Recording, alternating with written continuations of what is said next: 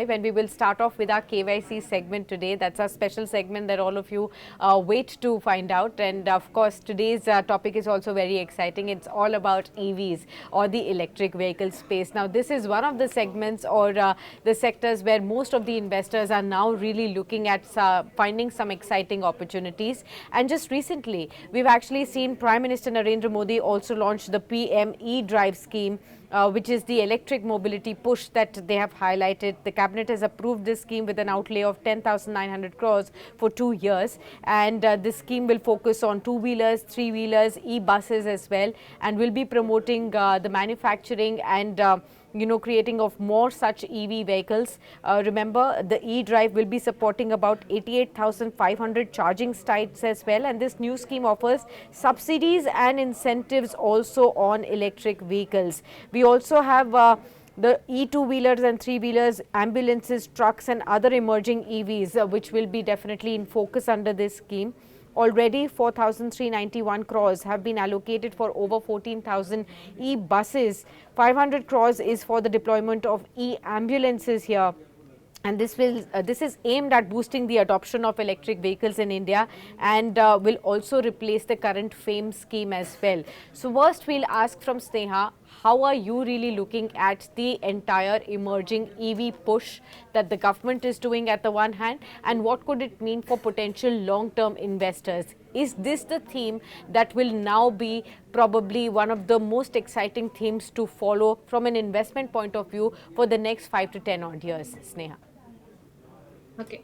See, this theme is not new to the investors. I mean, this theme has been playing out since long.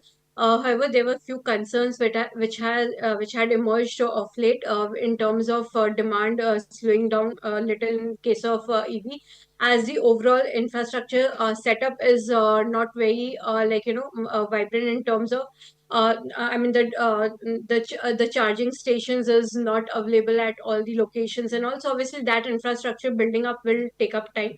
So there are challenges to the full-fledged development of this industry. But having said that, that's why the government has come out with various subsidies in order to push investment in this sector.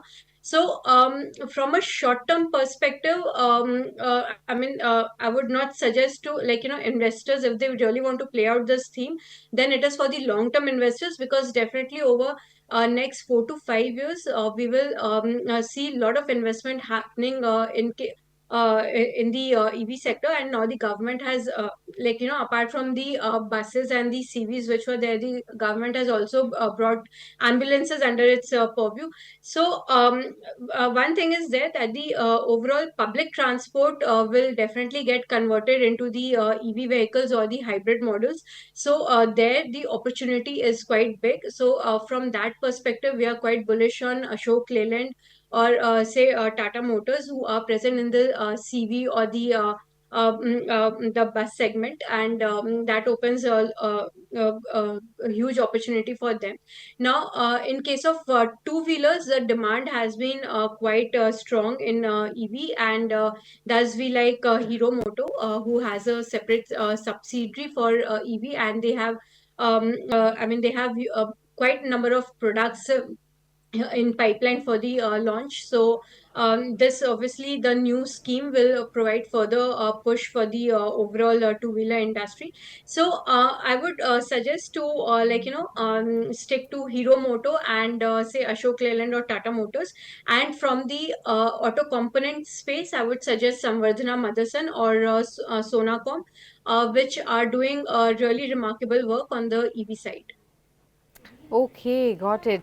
So that's the view as far as the EVs are concerned. Let's also welcome our other guest to also join the panel discussion on the EVs, Mr. C.A. Rudramurthy. He's the research head at Vachana Investments. He's with us. Rudra, warm welcome. Good afternoon.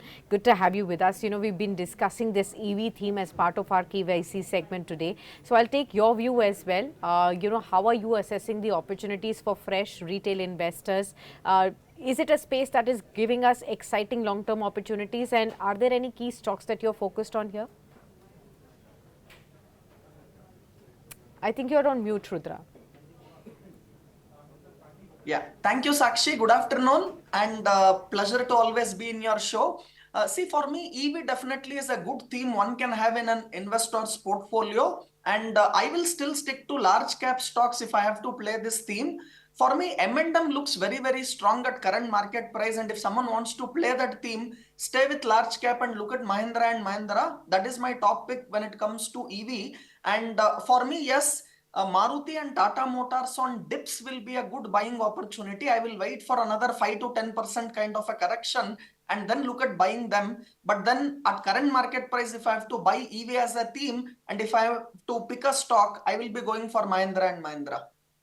Mahindra and Mahindra is your pick. Okay, so Sneha, help me understand. You did talk about some of the ancillary names that you would be bullish on. How about the two-wheeler space and the four-wheeler space as well? Are there any interesting incumbent names that you can also probably highlight that would be better placed with respect to the EV space? Do you think the newer entrant Ola Electric is at all interesting?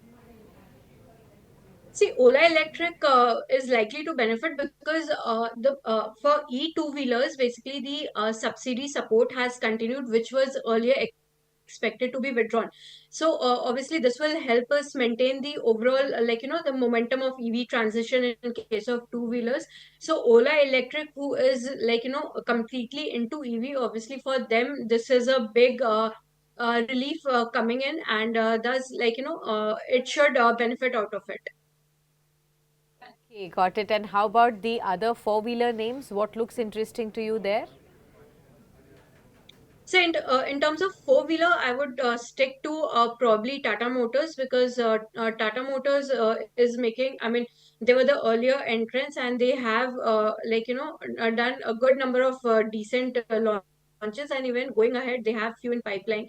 So I believe Tata Motors, so it's a mix of both CV as well as four-wheelers, which will help them to benefit from this overall EV theme actually. Okay, and Sneha, how about the charging stations also, the push coming in from the latest PM schemes for the charging stations? Who should one be really betting on, or what should one be betting on as far as the EV charging stations are concerned? I think we read it today as well that Tata Power has tied up with Tata Motors again for setting up some EV chargers. Are there some more names that you're interested in looking at for EV charging plays?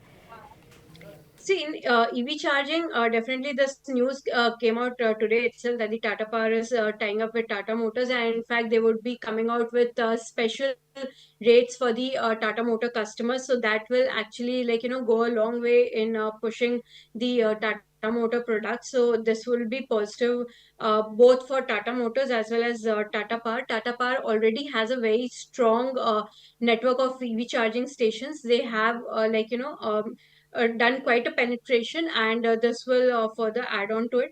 Apart from Tata Power, probably HPL Power and the BPCL kind of players, they are also making entry into this charging business. Exicom is there. But I would like to stick with Tata Power, which is which already has a strong presence, and they are further strengthening it. So my comfort will lie with Tata Power. Tata Power. Okay, we'll thank you on that note, Sneha, for being with us and sharing all these wonderful ideas as well. Meanwhile, viewers, we'll continue our discussion with Mr. Rudramurthy. Mr. Rudramurthy, you did highlight M&M as part of your selection within the EV plays as well. I'll toss the same question that I asked Neha. On the EV charging space also, do you find anything else interesting? Sakshi, definitely yes. One can look at even that as a theme and then look into buying stocks from the sector. But I am of the view when it comes to any of these EV themes, or if you want to bet on similar themes on your portfolio, I would rather stay with large cap stocks initially because these are themes which are yet to emerge on a bigger side. And I don't want to bet on any mid or small cap stocks where clarity is missing. See, might be out of 10 companies, you might see two which can do it really to the market share, what is very, very important, and the rest of them may not even make it up. So for me, yes, if you want to buy EV themes, I will definitely stick to Maruti, Tata Motor, and then Mahindra and Mahindra. But then for me, in the order of preference, M&M will be on the top pick. So might be at current levels of around 2,700. M&M is a very, very good buy, and strong support is there at 2,650. So it's a good risk reward to enter at current market price. I am looking at targets of 3000 to come on M&M very shortly. Stock is also available in futures. If one wants to go long and carry their position and keep rolling it over, you will definitely make good money. However, we had a very short-term news on the SEBI chief and the association and the research money what used to go from company like M&M, and that was one reason why stock came down.